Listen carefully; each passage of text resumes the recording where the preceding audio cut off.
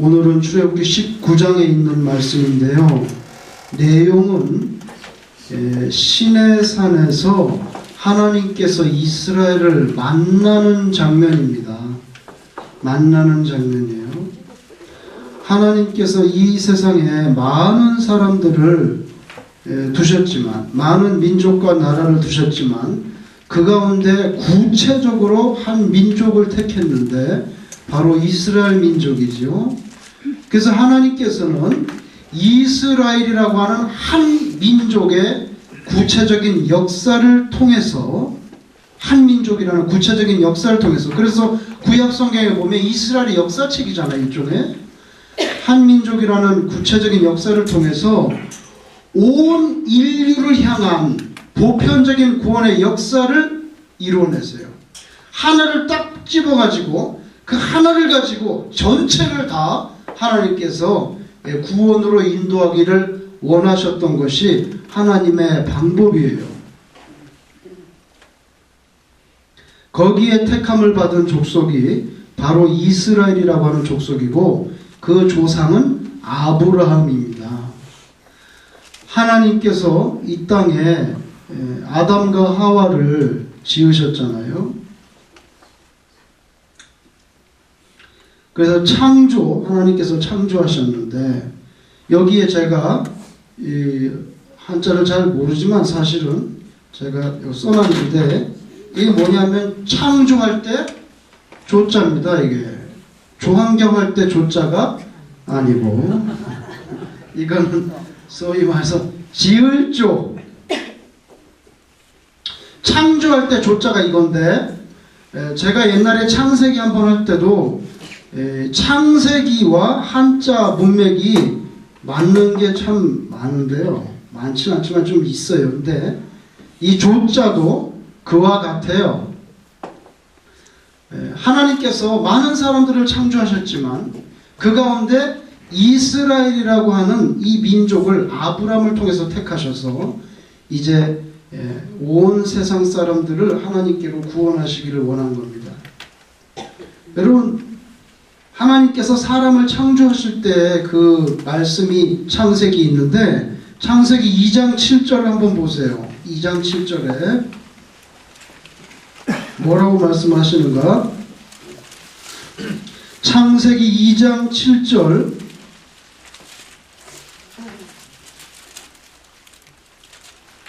창세기 2장 7절 같이 한번 읽어보겠습니다. 시작. 여호와 하나님이 땅의 흙으로 사람을 지으시고 생기를 그 코에 불어넣으시니 사람이 생명이 된지라. 여기 생명이라고 되어 있는데, 한국말은 참 이것도 한자인데 어렵죠. 생명.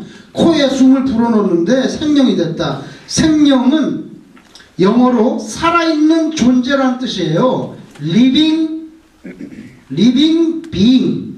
살아있는 존재가 됐다는 거예요. 그 전까지는 살아있질 않았었는데 하나님께서 코에다 숨을 불어넣으니까 살아있는 존재, 네페시라고 되어 있는데, 히브리 말로는 그 네페시는 영어로 번역하면 살아있는 존재예요. 리빙 빙이에요. 글자 그대로, 문자 그대로.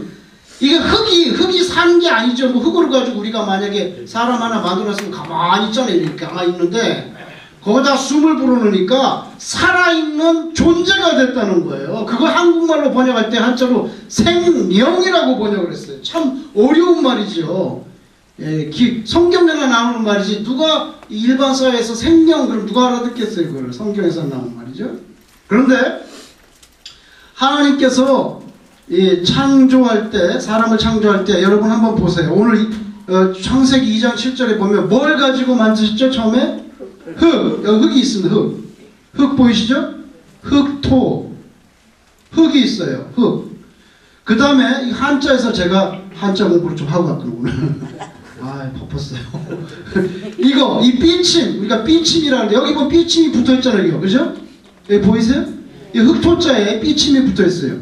이 삐침은 한자에서 정확히 말하면 생명을 말하는 거예요. 생명, 이게 생명이에요. 왜 생명인지, 이게 라이프예요. 이 삐침이. 예를 들어 볼게요. 이 한자가 여기 있습니다. 이렇게 두 종류의 한자가 있죠. 여기 보세요. 요게 있고 요게 있는데 요 글자는 제가 한자에 찾아보니까 뜻도 엄청 많더라고요. 한 10개의 뜻이 나와요. 이 한자 밑에. 제일 먼저 1번이 집이에요. 뜻이. 이게 집호자잖아요. 집호. 그 다음에 유명한 지게호자. 지게 아시죠? 지게. 이게 지게, 나무하는 지게. 집, 지게, 구멍. 그 다음에 출입구. 방, 사람이라는 뜻도 있어요. 이게 사람. 사람이라는 뜻도 있어요. 그 다음에 동사로 하면 막다, 지키다 이런 뜻이 있어요. 한자 이 하나에 그렇게 많은 뜻이 있는데 대표적으로 지게호자 이렇게 말하는데 지게뿐만 아니라 집이 있고요. 방도 방. 그 다음에 사람. 사람이 다 방에 살고 방에 사는 게 사람이 다 집에 살잖아요. 그러니까 이게 다 그렇게 쓰는 거예요. 그런데 여기에서 이 삐침을 빼면 자 요걸 뺍니다. 요걸 이렇게 빼면 요 삐침을 딱 빼면 이게 뭐가 돼요? 주검 시자가 되죠. 시자죠? 예? 주검 시가 돼요. 이건 집이고 방이고 사람인데 집이고 방이고 사람인데 요 삐침을 딱 빼면 이건 주검이 돼요. 죽은 시체가 돼요. 한자로. 그래서 한문에서 삐침의 원래 뜻은 요 삐침 요게 생명의 뜻이라는 거예요.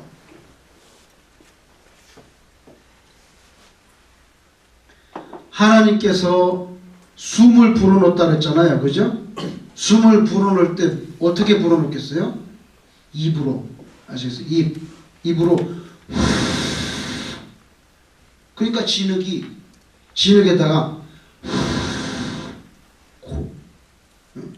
불어넣었더니 살아있는 존재가 됐다는 거죠. 그래서 흙에다가 하나님께서 입으로 생명을 자 보세요. 흙에다가 하나님께서 입으로 생명을 불어 넣었더니 요 글자는 제가 찾아보니까 쉬엄쉬엄 갈 차기예요. 정확하게 말하면 걷는다는 뜻이에요. 이 원래 뜻이 걷는다는 뜻이에요. 그럼 정확하게 말하면 흙에다가 하나님께서 입으로 생명을 불어넣었더니 어떻게 됐어요? 걸어가는 존재가 됐다는 거예요. 이거 이러고 동상처럼 가만히 이러고 있었는데 숨을 불어넣으니까 걷는 존재가 살아있는 리빙빙이 됐다면 이게 살아서 움직인다는 말이에요. 이게 그런 뜻이라고요. 그래서 이걸 다 합쳐 놓으면 뭐가 돼요? 조자가 돼요. 조자. 그러니까 이 조시성이 참 좋은 거예요. 조시성이 참 좋아요. 근데 조시성을 붙여가지고 이름이 아름다운 게 절대 나오기가 힘들어요. 힘들어요. 내가 애를 놓으려니까 우리 동생이 뭐라냐면 형 이름 정했어? 안 정했는데 그럼 이름을 갖다가 진상이라고 하지 그래? 진상. 저한테 이렇게 농담을 했는데 그런데 조씨는 참 이름 붙이기 힘들더라고요. 뭐 할 게 없어요 별로. 아무리 해도 아름다운 게 안 나와요. 성이 그 이름이. 그런데 그래서 한자에 흙에다가 하나님께서 입으로 생명을 불어넣었더니 걸어가게 되었다. 물론 이 조자를 제가 이렇게 푸른 거를 제가 발견한 게 아니죠. 제가 발견했으면 제가 벌써 훌륭한 사람 됐죠. 예? 제가 발견한 건 아니고요. 그래서 한자에 창세기에 있는 문맥이 비슷한 게 참 많아요. 자, 이렇게 하나님께서 지어주셨는데 그런데 선악과 먹지 말라고 그랬구만. 선악과 먹어가지고 다 죽게 생겼잖아요. 그래서 하나님께서 아브라함을 택하시고 아브라함은 이스라엘이 되고 이스라엘 그 족속 속에서 나중에 예수님이 나오셨잖아요. 예수님이 나오셨어요. 간단하게 말하면 이렇게 되어 있어요. 온 세상이 있습니다. 온 세상. 온 민족 세상이 있고요. 여기 하나님이 계세요. 그런데 아담 이후로 원죄를 가져서 죽을 수밖에 없는데 이걸 다 구원하시기를 원하는데 누가 구원하는데 중재자가 있어야 돼요. 왜냐하면 하나님은 오늘 다 나옵니다. 19장에 거룩하시고 이 세상은 선악과 먹은 이후로 타락했어요. 원죄가 있고 구원받을 수 없는데 중재자로 세우신 게 누구냐면 이스라엘이에요. 나라의 개념으로 나라. 온 세상에 수많은 나라 민족이 있는데 그 민족 가운데 이스라엘이라는 민족 하나를 택하셨어요. 그래서 이스라엘 민족을 통해서 온 세상을 하나님께로 구원하시기 원하는 거죠. 그 이스라엘 민족에서도 대표자는 누구냐면 모세고 아론이고 특별히 하나님 앞에서 제사장 역할을 어느 지파가 하냐면 레위 지파가 합니다. 이게 구약이에요. 여기까지가 구약인데 신약에 오면은 오늘 본문에 보면 이스라엘을 제사장 나라 삼는다 그랬어요. 제사장 나라. 제사장 나라는 뭐냐면 여기 나라가 많이 있어요. 온 세상에 많은 나라들이 있는데 많은 나라들이 나한테 올 수가 없어요. 하나님께 이스라엘이라는 나라를 통해서 와야 된다고요. 이스라엘을 통해서. 이게 중재자예요.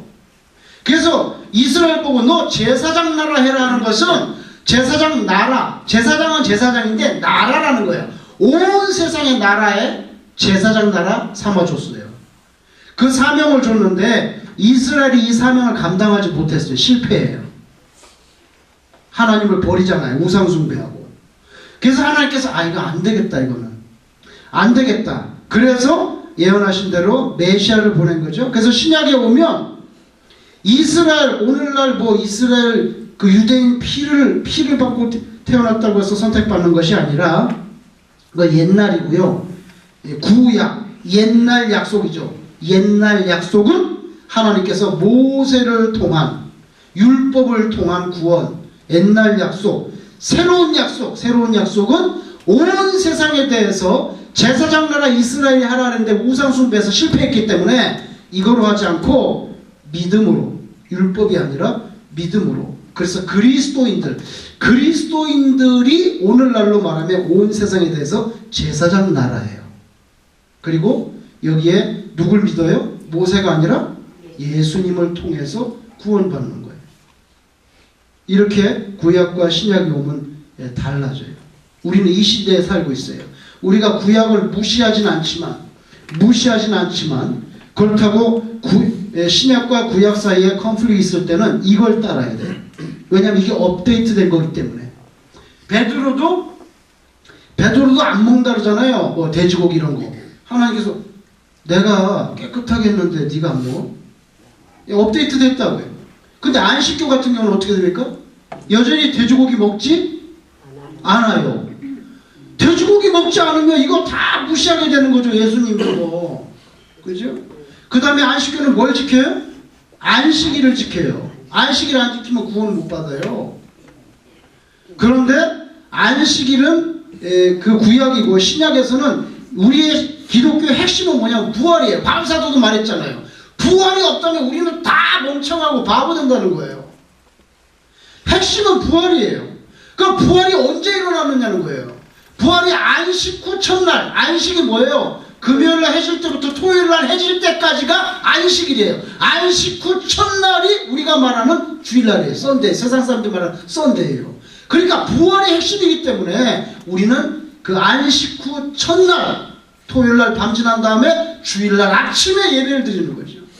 이거 다 업데이트 됐어요. 근데 여전히 구약에 사는 사람들이 있죠. 제가 알기로 이상구 박사는 안식교인이에요.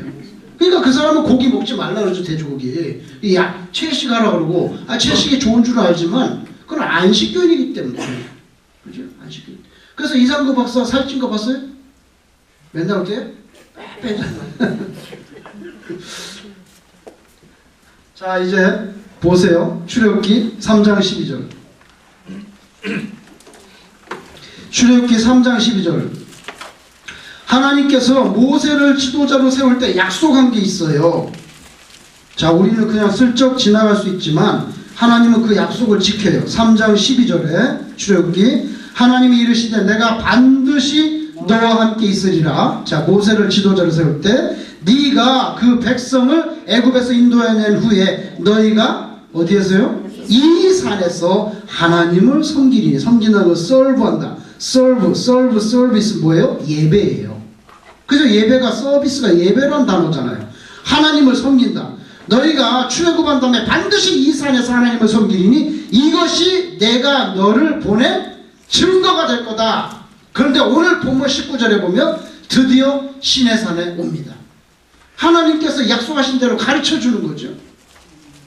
그래서 19장 보세요. 이제 출애굽기 19장 1절 이스라엘 자손이 애굽 땅을 떠난 지 3개월이 되던 날 그들이 시내 광야에 이르니라. 그들이 르비딤을 떠나 시내 광야에 이르러 그 광야에 장막을 치되 이스라엘이 거기 산 앞에 장막을 치니라. 모세가 하나님 앞에 올라가니 여호와께서 산에서 그를 불러 말씀하시되 너는 이같이 야곱의 집에 말하고 이스라엘 자손들에게 말하라. 보세요. 하나님께서 이스라엘에게 직접 말하시지 않고 모세를 불러서 말하면서 네가 이스라엘에게 얘기하라는 거예요. 그죠? 하나님께서 모세를 중재자로 세우셨어요. 네가 얘기해라. 4절 내가 애굽 사람에게 어떻게 행하였음과 10가지 재앙 내린 거 내가 어떻게 독수리 날개로 너희를 업어 내게로 인도하였는가. 마치 독수리가 자기 새끼를 날개에 업어서 훈련시키고 하는 것처럼 하나님이 마치 독수리인 것처럼 그렇게 표현했어요. 내가 어떻게 독수리 날개로 너희를 업어서 여기까지 인도했는지 너희가 보았지? 5절 세계가 다 내게 속하였나니 너희가 내 말을 잘 듣고 내 언약을 지키면 너희는 모든 민족 중에서 내 소유가 되겠고. 그래서 오늘 이 출애굽기 19장을 우리가 뭐라고 말하냐면 시내산 언약이라고 해요. 시내산 언약. 시내산에서 계약 맺었다 이거예요. 계약. 시내산 언약이라고 그래요. 하나님과 이스라엘 간의 언약이 맺어지는데 그 중보자는 누구냐면 모세예요. 모세. 그런데 하나님께서 뭐라고 말씀하시냐면 네가 내 말을 잘 순종하고 따르면 너는 내 소유가 되고. 여기 소유라는 단어 5절 너희가 내 소유가 되고 그러면 이게 뭐냐면 넌 내 거다. 넌 내 거다 이 뜻인데 그냥 내 거다가 아니에요. 여기 보세요. 여기 내 소유라는 단어는 세굴라라고 하는 히브리 단어예요. 세굴라. 근데 이 세굴라가 정확하게 어떤 뜻이 세굴라라는 단어인데 이 세굴라가 어떤 뜻인지 우리가 한번 보겠습니다. 어디냐면 역대상 29장 3절 한번 보세요. 역대상 29장 3절.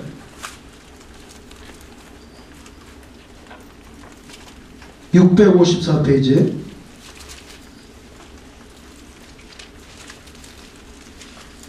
(654페이지) 역대상 29장 3절 여기 다윗이 이제 죽으면서 마지막에 죽으면서 그 모습인데요. 자기가 성전을 짓지는 못했지만 자기 아들이 성전을 짓게 하려고 많은 것을 건축 재료를 준비해 놨다고 하는 그런 내용인데 654페이지 역대상 29장 3절에 성전을 위하여 준비한 이 모든 것 외에도 내 마음이 내 하나님의 성전을 상호함으로 내가 사용한 내 개인 재산도 드렸다는 거예요. 내 개인 재산도 드렸는데 그게 뭐냐면 금은으로 내 하나님의 성전을 위하여 드렸노니 여기 금은으로 번역된 단어가 여기 히브리 말로 세굴라예요.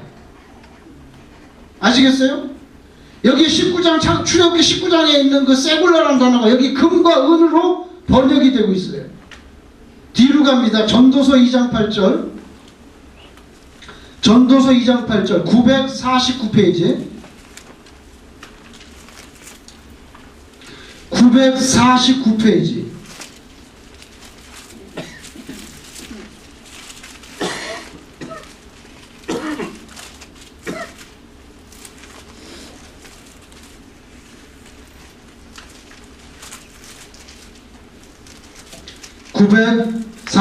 전도서 2장 8절에 보면 솔로몬이 부귀영화가 어땠는지 보여주는데 은금과 왕들이 소유한 보배 보배와 여러 지방의 보배를 나를 위하여 쌓았다. 보물이라는 거죠. 보물. 여기 보물이 바로 뭐냐면 세굴라예요. 세굴라라는 단어예요. 이 똑같은 단어거든요. 히브리 말로. 그러면 다시 출애굽기 19장에 보시면 19장 5절에 이 번역이 조금 약하다는 걸 제가 볼 때는 번역이 세계가 다 5절에 세계가 다 내게 속하였나니 너희가 내 말을 잘 듣고 내 언약을 지키면 너희는 모든 민족 중에서 내 보물이 되겠고 이렇게 번역해 줘야 돼요. 은과 금 같은 그런 보배 내 보물이 되겠다는 거예요. 그렇게 뭐냐면 너희들은 나에게 귀중한 존재가 된다는 거예요. 근데 조건이 있어요. 내 언약을 잘 지켜야 돼. 다시 말하면 하나님의 법을 잘 지키는 그 조건을 이루면 너희는 나에게 정말 귀중한 보배가 되는데 보석 같은 보물 같은 그런 존재가 된다. 6절 너희가 내게 대하여 제사장 나라가 되며 거룩한 백성. 제사장 나라나 거룩한 백성은 같은 의미의 다른 표현일 뿐이에요. 너는 이 말을 이스라엘 자손에게 전하라. 그죠? 모세를 중재자로 세웠는데 여기 보면 너희가 내게 대하여 제사장 나라가 된다는 게 무슨 뜻이냐. 제사장 나라. 그 말은요 온 세상을 하나님께서 구원하고 싶은데 복을 주고 싶은데 누굴 통해서 하냐면 너를 통해서 이스라엘 나라 너희를 통해서 구원받는다 이거예요. 여러분 보세요. 이스라엘 사람이 제사를 드릴 때 누가 제사를 집례하죠? 제사장이 집례하잖아요. 이스라엘이 제사를 드릴 때 내가 제사 드리겠습니다 이렇게 못한다는 거예요. 제가 혓바늘이 돋아가지고 발음이 좀 아파요. 왜 또 혓자래 소리를 하나 그러지 마시고 네, 그 제사장이 드리는 거예요. 구약시대에 아무나 할 수가 없어요. 레위 지파 제사장만 드려요. 그 말은요 우리가 죄가 있어서 하나님 나 용서해 주세요 하고 나올 때 내가 그냥 머리 디비고 나올 수 없어요. 제사장이 있어야 돼요. 온 세상 나라들이 하나님께로 나올 때 다 머리 디비고 자기가 나올 수가 없어요. 누굴 통해서 나오라는 거예요? 이스라엘을 통해서 나오라는 거예요. 그게 제사장 나라라는 거예요. 그죠? 그러니까 이게 얼마나 중요한 거예요. 온 세상의 죄를 대변해서 하나님 앞에 용서를 구하는 역할을 하는 게 이게 이스라엘이라는 거예요. 내가 그렇게 존귀한 대표자죠. 대표자. 존귀한 존재로 삼아줄게. 보물처럼 세굴라. 근데 너 내 말에 순종을 해야 돼. 언약을 꼭 지켜야 된다. 그거거든요. 그 다음에 7절에 모세가 내려와서 백성들의 장로들을 불러 여호와께서 자기에게 명령하신 그 모든 말씀을 그들 앞에 진술하니. 자, 하나님께서 말하라고 하니까 그대로 말을 했어요. 진술하니 8절에 백성이 일제히 응답하여 이르되 여호와께서 명령하신 대로 우리가 다 행하리이다. 계약이 완성되는 거죠. 그죠? 하나님께서 너희들 내 언약을 따르면 내가 너희들 세굴라 삼아주고 그 다음에 제사장 나라 삼아줄게 그랬더니 하나님 혼자 그럼 뭐예요? 이스라엘 백성들이 오케이 우리도 그렇게 하겠습니다. 하나님의 명령하신 대로 우리가 다 행하리이다. 모세가 백성의 말을 여호와께 전하매. 보세요. 아까는 여호와의 말씀을 이스라엘에게 전하고 이번에는 백성들이 하나님 그렇게 하겠다는데요 하고 하나님께 전했어요. 그러니까 모세가 하나님과 백성 사이에 중재자가 되는 거죠. 중재자가 되는 거예요. 그 다음에 9절에 여호와께서 모세에게 이르시되 내가 빽빽한 구름 가운데서 네게 임함은 내가 너와 말하는 것을 백성들이 듣게 하며 또한 너를 영영히 믿게 하려 함이니라. 모세가 백성의 말을 여호와께 아뢰었으므로 여호와께서 모세에게 이르시되 너는 백성에게로 가서 오늘과 내일 그들을 성결하게 하며 그들에게 옷을 빨게 하고 준비하게 하여 셋째 날을 기다리게 하라. 이는 셋째 날에 나 여호와가 온 백성의 목전에서 시내산에 강림할 것입니다. 자, 이제까지는 이제 모세를 통해서 계약을 맺었어요. 모세에게 이렇게 전해라. 너희가 나의 언약을 잘 지키면 세굴라가 된다. 하나님의 제사장 나라가 된다. 가서 말해. 말했더니 백성들이 하나님의 명령대로 하겠습니다 하니까 모세가 또 하나님께 가서 하나님 말씀대로 한다 그러는데요. 오케이, 그럼 됐다. 계약이 되는 거죠. 계약이 되면 이제 그 당사자가 만나야 되잖아요. 만나야 되니까 이제 옷 빨고 이제 깨끗하게 해가지고 3일 지난 다음에 만나자. 3일 지난 다음에 만나자. 3일 지나면 내가 시내산에 이제 강림할 거야. 그러니까 너희도 옷을 빨고 깨끗하게 성결하게 준비해라. 빽빽한 구름 가운데서, 여러분 예수님께서 재림하실 때 뭐 타고 오신다고요? 구름 가운데 오신다. 올라갈 때도 구름 가운데. 그죠? 하나님의 임재가 구름과 더불어 이렇게 보이는 거죠. 그래서 3일 만에 이제 강림하시게 돼요. 그래서 기독교에서는 3일이라는 거 대단히 중요해요. 그래서 성경에 보면 가끔씩 제3일째. 예수님도 부활 며칠 만에 하셨어요? 3일 만에 했어요. 나중에 요단강 건널 때도 보면은, 3일 만에, 이제 3일 지난 다음에 건너요. 그래서 항상 3일이라는 말이 중요해요. 왜 여러분 한국교회는요, 뭐 미국교회는 그런 게 없는데, 한국교회는 왜 수요일날 또 예배 드립니까? 왜 그렇죠? 3일 그거 중요하기 때문에 그런 전통이 생긴 거예요. 아, 목요일날 드리면 어때? 예? 화요일날 드리면 어때요? 안 그래요? 성경에 3일이 굉장히 의미있게 자주 나오기 때문에 옛날에 뭐랬어요? 3일 기도회. 원래 수요예배는 기도를 많이 하는 목적으로 우리나라에 이렇게 셋업이 된 거예요. 셋업이 된 거예요. 그래서 3일. 중요하죠. 3일 만에.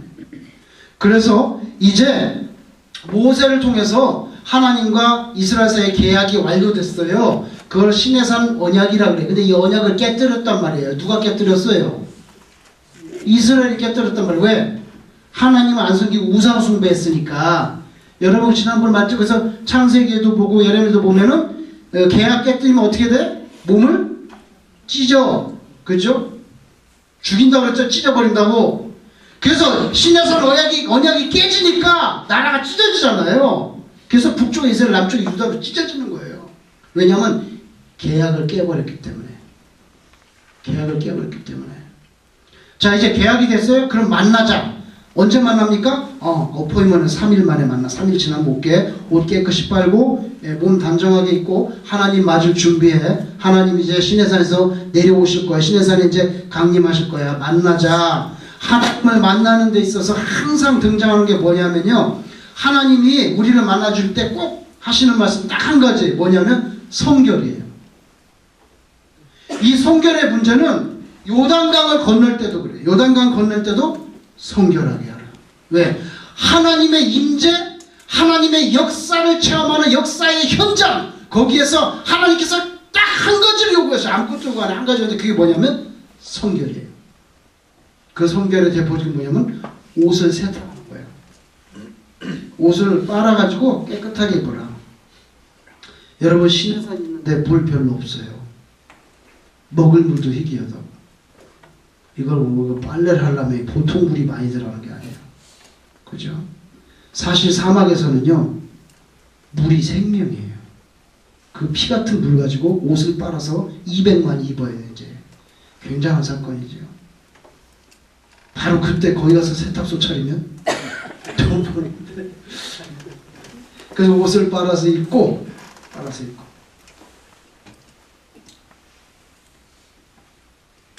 그 다음에 오늘 또 거기 보면 여인을 가까이 하지 마라. 그죠? 그 뭐냐면은 이렇게 일상적인 일들을 스탑하라는 거예요. 왜냐면 스탑하라는 거예요. 왜냐면 하나님을 만나는 스페셜 지금 미팅이 있으니까, 일상적으로는 스탑하고 옷도 깨끗이 이렇게 빨아서 입고. 여러분 우리 뭐 높은 사람 만나려고 그러면, 만약에 만약에 오바마가 전화가 와가지고 좀 뭐 저 퀸즈 지역에 영향력 있는 그런 그 목사님들을 불렀어요. 그래가지고 저에게 전화가 와가지고 저보고 오라 그러면 제가 여기다가 티셔츠 하나 딱 입고 운동화 신고 가가지고 헤이 오바마 이렇게 안 하지 않겠어요? 우리는 분명히 옷을 정중하게 입을 거예요. 얼굴도 씻고. 그래서 예배당에 올 때 좀 예의를 갖추려는 거예요. 아, 오바마도 뭐 퀸즈 지역에 영향력 있는 목사님 그러면 아이고 그래가지고 자기 옷 깨끗하게 입고 할 거면서 오바마보다 더 높은 분이 하나님인데 하나님의 임재를 상징하는 예배당에 오면서 그냥 그거 좀 생각하셔야 돼요. 오바마보다는 더 그것을 같이 해야 됩니다. 그러니까 옷도 깨끗하게 입고 신발도 제대로 신고, 그죠? 그렇게 와야죠.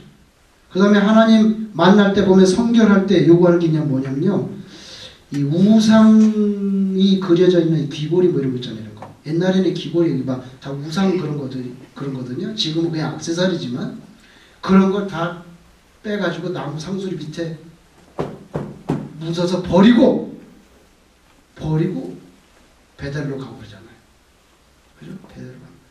그러니까 일상적인 거, 또 하나님께 밉보일 수 있는 우상 그런 거 다 땅에다 파묻고 옷도 깨끗이 입고 그러고 만나자는 거예요.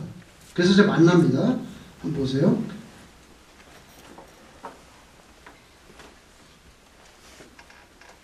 12절. 그런데 만나긴 만나는데 어느 정도까지만 오고 그 이상 올라오지 못하게 하라는 거예요. 자, 12절. 너는 백성을 위하여 주위의 경계, 바운더리를 좀 세워라. 왜냐하면 내가 강림하는데 거기다 다 주고 너무 가까이 오지 마. 주위의 경계를 정하고 이르길 너희는 삼가 산에 오르거나, 왜? 하나님이 지금 산에 임재하시는데 거기 올라오면 안 된다는 거예요. 모세는 하나님께서 특별히 허락해서 올라갔지만 이스라엘 백성은 안 돼. 산에 오르거나 그 경계를 침범하지 말지니 산을 침범하는 자는 반드시 죽임을 당할 것이라. 그런 자에게는 손을 대지 말고 뭘로 죽여요? 돌로 쳐 죽여나 화살로 쏘아 죽여요. 여러분, 돌로 죽이고 화살로 죽이는 이유가 딱 한 가지예요. 뭐냐면은 안 만지려고 그러는 거예요. 안 만지려고. 아시겠어요? 그 사람을 죽일 때 주먹으로 쳐서 이렇게 하는 게 아니라 손댈 필요도 없다. 말 안 듣는 그런 사람들은 그냥 돌로 쳐서 죽이고 화살로 죽여서 너 거기 손대지 마. 왜? 손대면 어떻게 되죠? 시신에게 손대면 너도 구약적으로 따지면 부정하게 되잖아요. 너도 부정하게 되잖아요. 구약적으로 따지면 그 부정한 사람 하나님 만날 수 있어요? 없어요?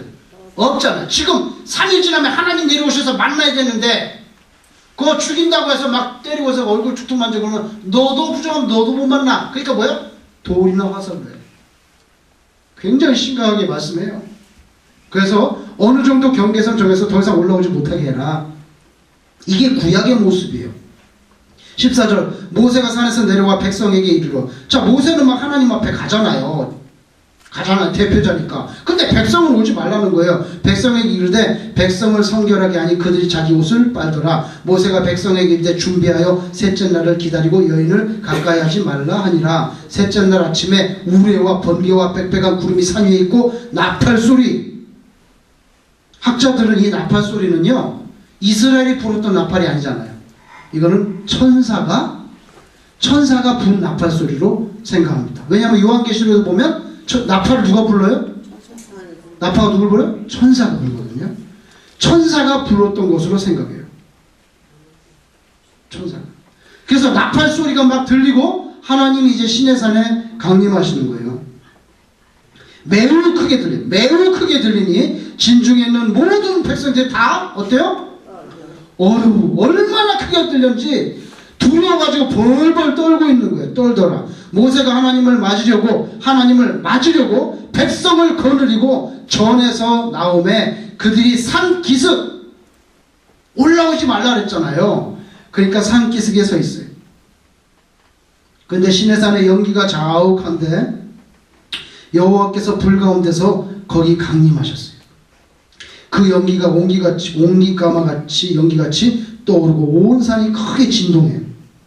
온 산이 진동하고 나팔 소리가 얼마나 큰지 사람들이 겁이 나가지고 벌벌벌 떨고 있는 거죠. 19절 나팔 소리가 점점 커질 때 모세가 말한즉 하나님의 음성으로 대답하시더라.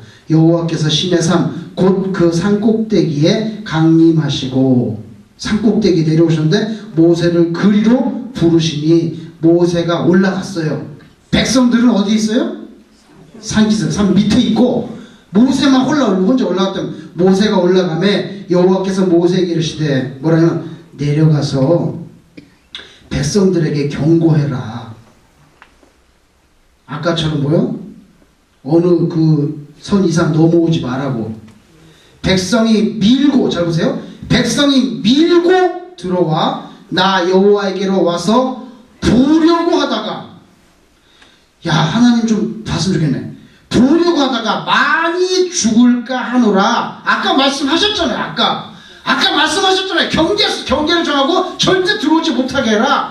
그런데 백성을 데리고 산기슭에 왔고 모세가 올라가자 모세한테 또 말씀하시는 거예요. 가서 경고해라. 더 이상 올라오지 말라 그래. 거기 하나님 보려고 올라오다가 다 죽어. 많이 죽으니까 그 얘기해. 그러니까 모세가 뭐라냐면 아이 하나님 아까 얘기했잖아요.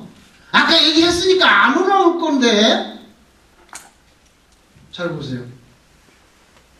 모세가 뭐라고 말합니까? 그렇게 경고하라고 하니까 22절 또 여호와께 가까이 하는 제사장들에게 그 몸을 성결하게 하라 하나 나 여호와 그들을 칠까 하노라. 그랬더니 23절에 모세가 여호와께 아뢰되 주께서 우리에게 명령하여 이르시기를 산 주위에 경계를 세워 산을 거룩하게 하셨사온즉 백성이 시내산에 오르지 못하리이다. 이게 뭐예요? 아이야 말씀하셔서 다 얘기했는데 그거거든요. 말씀하셔서 다 얘기해서 안 올라올 거예요. 이렇게 말을 하니까 잘 보세요. 24절에 하나님께서 아무 말씀도 안 해요. 너는 여호와께서 아론과 함께 올라오고 아론은 데리고 오고 제사장들과 백성에게는 또 말씀을 해요. 또 제사장과 백성들에게는 경계를 넘어 나 여호와께로 보려고 그렇게 올라오지 못하게 하라. 내가 그들을 칠까 하노라. 모세가 백성에게 내려가서 그들에게 또 말을 했다는 거예요. 그러면 24절 다시 보세요. 이렇게 읽으면 돼요. 여호와께서 그에게 이르시되 그 다음에 가로 열고 뭐를 했냐면 잔말 말고 가라. 왜 이렇게 말이 많냐? 하나님 하는 거지. 너 정말 문제야. 그러니까 하나님께서 아무 말씀 기분 나빠가지고 딱 한마디죠. 가라. 가. 그래서 제가 볼 때는 거기다 가로였고 잔말 말고 가라. 한국에 요새 유명한 판사가 있었죠. 재판을 하는데 첫 번째 재판할 때 뭐라고 말했어요? 아주 심각한 말 했어요. 아유 늙으면 다 죽어야 돼. 재판관 이런 말 했단 말이에요. 근데 그게 이제 매스컴을 탔어요. 그러니까 온 국민이 그런 재판관 그런 판사는 당장 끌어내려야 된다고 막 성토를 했어요. 근데 그 판사가 안 내려오고 건재하게 있었어요. 근데 최근에 또 재판을 하는데 이번에는 뭐라고 말했냐면 어떤 여자가 거기서 막 얘기를 많이 했나 보니까 뭐라고 말해 그 판사가 여자가 왜 이렇게 말이 많아. 그래가지고 또 대한민국의 온 여자분들이 그 판사를 갖다가 끌어내려고 막 성토했어요. 그래서 제가 관심 있게 봤어요. 이 판사가 어떻게 되나. 그랬더니 그 두 사건 때문에 이 판사가 너무 이제 그 욕을 많이 먹으니까 괴로워서 사표를 냈어요. 사표를 딱 냈더니 즉시 수리됐어요. 그래갖고 잘렸어요. 하나님께서 가라면 가는 거지. 왜 이렇게 말이 많아. 그러니까 거기 잔말 마고 가렸다 이렇게 했어요. 그래서 또 말씀하잖아요. 경계를 넘어 나 여호와께로 올라오지 못하게 하라. 그러니까 모세가 그때 가서야 또 가서 얘기했다. 여러분 구약 성경에는요 하나님의 그 하나님을 본다는 거 불가능하고요. 하나님의 하여튼 그 하나님의 임재 바운더리가 있는데 그 이상 그 경계선을 뚫고 들어오면 그냥 가차없이 죽었어요. 그래서 여러분 그 하나님의 법궤가 예루살렘 성으로 들어올 때 그 잘 몰라가지고 제사장이 이렇게 바알을 껴가지고 이렇게 매야 되는데 막 그냥 소달구지에 싣고 그냥 소가 가고 이러니까 하나님께서 굉장히 기분이 나쁜 거예요. 하나님께. 그래서 시편에 보면 뭐라 하냐면 이렇게 말씀해요. 시편에 풀 먹는 소가 이렇게 말씀. 하나님 너무 화가 나 열받으신 거예요. 하나님의 창조주인데 하나님 창조주를 임재하는 그 법궤를 갖다가 소달구지에 실으니까 풀 먹는 소가 나를 끌고 갔다 이거예요. 그래야 가차없이 그냥 제사장 죽었잖아요. 하나님께서 하나님의 존엄성, 하나님의 디그니티를 건드는 거는 용서를 안 해요. 대표적인 예가 있어요. 그 예를 한번 보죠. 어디냐면 사무엘을 보세요. 사무엘상 6장. 사무엘상 6장 19절입니다. 418페이지.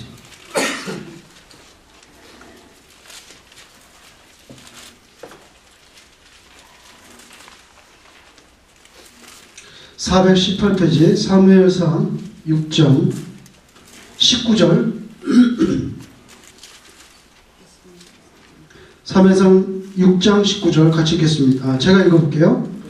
벳세메스 사람들이 여호와의 궤를 들여다본 까닭에 이게 지금 전쟁하다가 언약궤가 블레셋 땅으로 넘어갔거든요. 언약궤가 블레셋 땅으로 넘어갔는데 그 벳세메스 있는 사람들이 여호와의 궤를 궁금한 거예요. 어떻게 생겼나. 그래서 뚜껑을 열고 봤는지 그래서 벳세메스 사람들이 여호와의 궤를 들여다본 까닭에 그들을 치사. 몇 명이 죽었어요? 57,000명을 죽이셨어요. 여호와께서 백성을 쳐서 크게 살려고 하였으므로 백성이 어떻게 해요? 슬피 울었다. 슬피 울었다. 이런 일이 있기 때문에 하나님께서 모세에게 제발 좀 올라오지 못하게 해라 그랬는데 아까 얘기해서 다 안 올라오는데요. 그랬더니 이렇게 말이 많냐. 가지고 얘기해라. 그렇게 말씀한 거죠. 자, 그래서 오늘 이 하나님과 시내산에서 이스라엘이 만난 이 사건은 오늘 본문 여기서 끝납니다. 그래서 여러분 이렇게 하나님께서 온 세상에 대해서 이스라엘을 세굴라 보물이에요. 보물, 금문 같은 보물로 삼아줬고 그게 온 세상을 대표해서 하나님께 나오는 제사장 나라. 사람은 제사장이 있는데 이스라엘은 나라니까 제사장 나라를 삼아줬는데 그리고 너는 하나님만 잘 섬겨 하나님만 잘 섬기고 복종하면 내가 너 세굴라 삼아줄게 했는데 우상 숭배하는 바람에 세굴라가 안 돼버린 거죠. 그래서 하나님께서는 안 되겠다. 아브라함의 피를 타고 나는 혈육으로는 안 되겠구나.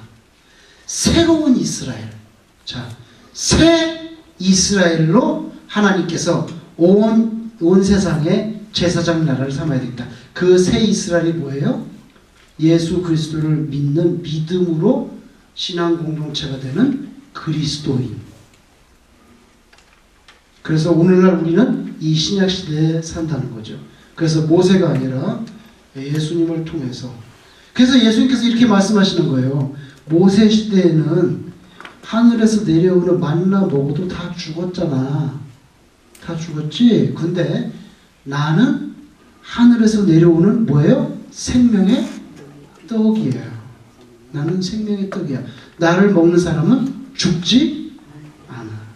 영생을 얻게 된다. 그렇게 말씀하실 때도 예수님께서 모세를 이렇게 대조시켜서 말씀해요. 대조시켜서. 그럼 뭐예요? 그죠?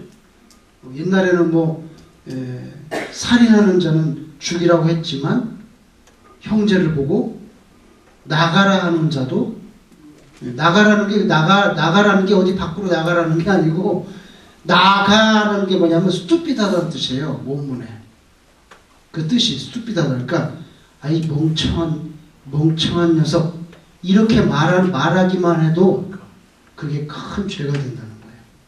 그때도 뭐냐면 하나님의 율법에는 이렇게 말했지만 나는 이렇게 이렇게 대조해서 말씀을 해요. 여러분, 우리 구약시대에 태어났으면 아마 벌써 죽었을 거예요. 왜냐하면 너무 하나님은 이렇게 자기 가운데 넘어오면 가차없이 걷어내셨고 우리는 죄성이 많으니까. 그래서 우리가요, 이 시대를 무슨 시대라 그래요? 은혜의 시대라 그러잖아요. 은혜의 시대. 여기서는요, 시내산에 내려오시면서도 시내산 바운더리 정에서 절대 올라오지 마, 죽어, 이렇게 말했는데 이제 마지막으로 한 구절을 읽고 마치겠습니다. 어디냐면 마태복음 27장 50절. 마태복음 27장 50절. 기적이 일어났어요. 기적. 마태복음 27장 50절. 자, 예수님이 죽으실 때 모습이에요. 예수께서 다시 크게 소리 지르시고 영원히 떠나시니라. 이에 성소 휘장이 어디서부터요? 위로부터 아래까지 찢어져 둘이 되고. 바로 이 말씀이에요. 이게 구약과 신약의 결정적으로 다른 부분이죠. 예수님이 돌아가실 때.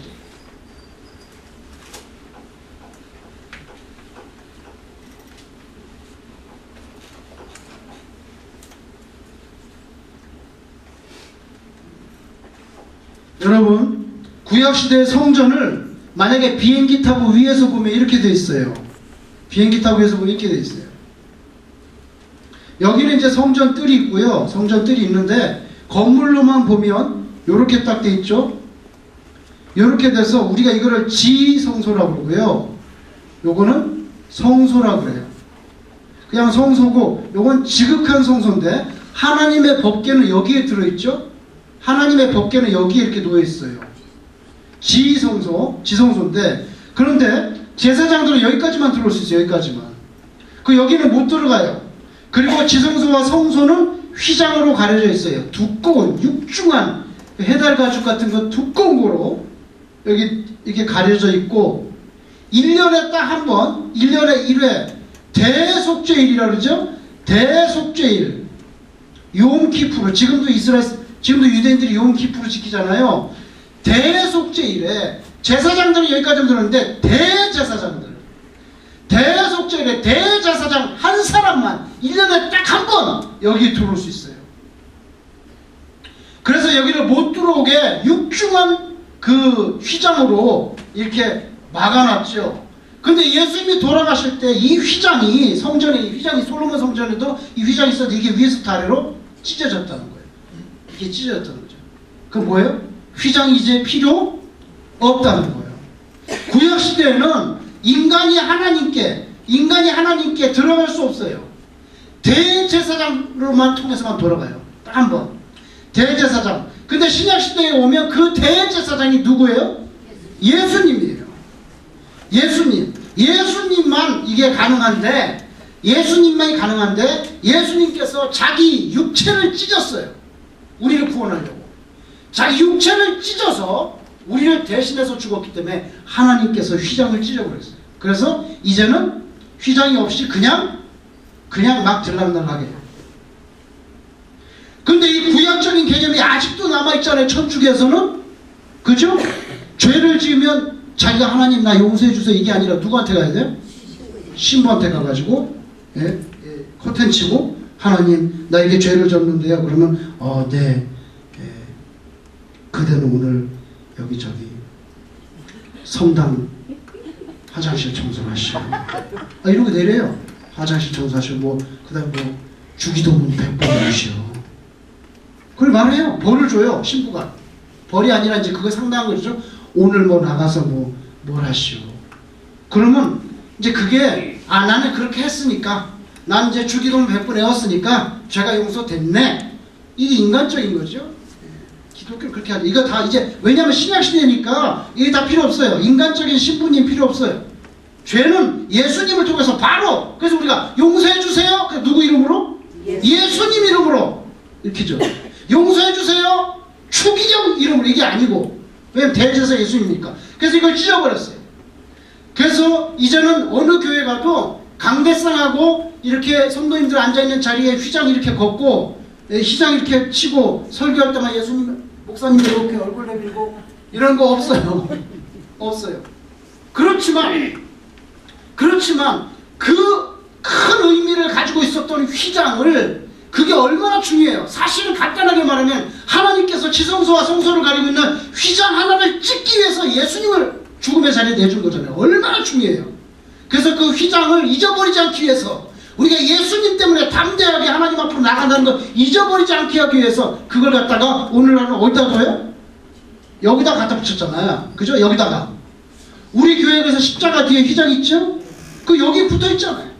제가 볼 때는 아무리 오늘날 현대식 개념으로 교회를 예쁘게 만들고 뭐 건축학적으로 멋있게 만들고 훌륭하게 해도 그래도 휘장은 여 뒤에다가 어떻게 해요?